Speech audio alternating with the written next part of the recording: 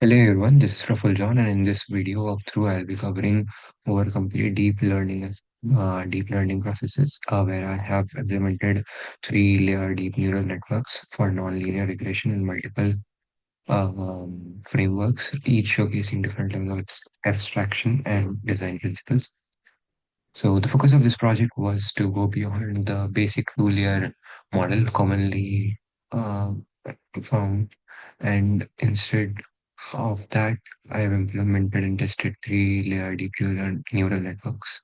I also created 4D plot to visualize complexity of the function, and for each framework like NumPy, PyTorch, and TensorFlow, I wrote separate Colab notebooks with detailed implementation, and we'll be going through each of the Colab notebooks in this walkthrough video.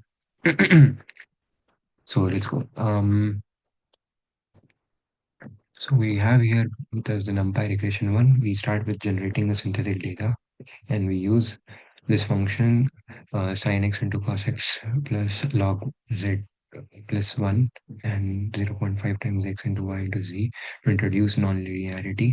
And this is how our data set is looking like. We are plotted a 3D visualization for this, and then uh, we reprocess the data and split the data set. So that after splitting the data set, this is how the test and training shape looks like.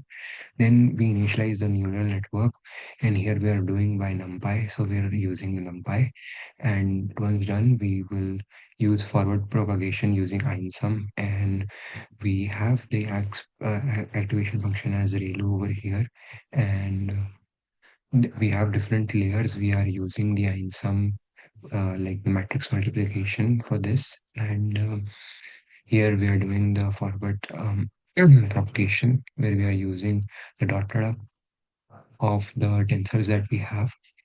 Once we are done with that, we'll be doing propagation implementation.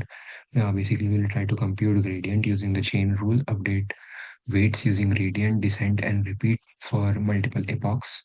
Once we are done with that, we are going to perform evaluation on the test data that we have.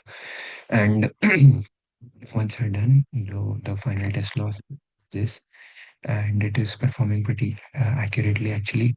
And this is the loss curve of the neural network. Let's go to the next one. Here we are using the PyTorch Lightning, and this is we start with generating the non-linear data set. And once we're done with that, we'll implement everything using PyTorch Lightning model class, and we'll create Lightning module class, and we'll have a three-layer architecture of the network. We'll perform forward propagation and loss computation optimization and leverage PyTorch Lightning's built-in training loop, which will uh, do this easily. And we just call the forward and the training steps, and that's it. We'll be training the model using Lightning Trainer, so it will train pretty quickly. Once the training is done, yeah, we'll be evaluating the model performance on test data, and this is what it looks like. Then let's go to the next one. Again, we'll generate the synthetic data for this one, and then we'll implement on the neural network. We are doing this in modular fashion. We'll implement the training pipeline using the solid principles, and then we'll evaluate the model on test data. Then we'll visualize how it looks like. Let's go to the next collab. In this one, we are doing PyTorch regression, and we are having the nonlinear function with us. We generated synthetic data. We'll do the pre-processing. We have the data set with us. We have split it into test and train, and now we'll initialize. And this is how it looks like. We have three weights and three biases for three different layers, and we have forward propagation. We did in the PyTorch without the built-in layers, and this is a forward propagation. we're doing it using the einsum, and then we are implementing backpropagation from scratch. So this is the code for backpropagation, and then finally testing the model on the test data set and visualizing the training loss curve. Hmm. Now we are using here the built-in layers. So this will be pretty straightforward. We'll start with generating and normalizing the synthetic data. Then we'll define the model. So we have three layer, dense one and dense two. We'll train the model. And after training the model, um, we have we'll be evaluating the model. So once we're done with that, we visualize the training loss curve. So this is how it looks like. Here, in this, we'll be implementing everything from scratch. We'll be using the TensorFlow framework and implement from scratch. We have the same nonlinear function with us, and we'll be using the data synthetic data set that we have generated with that function. We'll be implementing the low-level TensorFlow neural network with tf.variable and tf.gradient tape. Will perform propagation, and we'll be computing mean squared error, and we'll be using tf.mat function for matmul for the matrix multiplication. And here, that is what we're doing.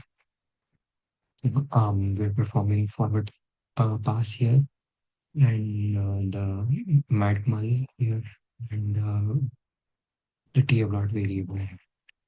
Implementing the training loop with tf.gradient tape for backpropagation and computing the gradients. So here, that is what we're doing. Then we'll be evaluating the model's performance on the test data. So this is what it looks like. And finally, visualizing the training loss curve.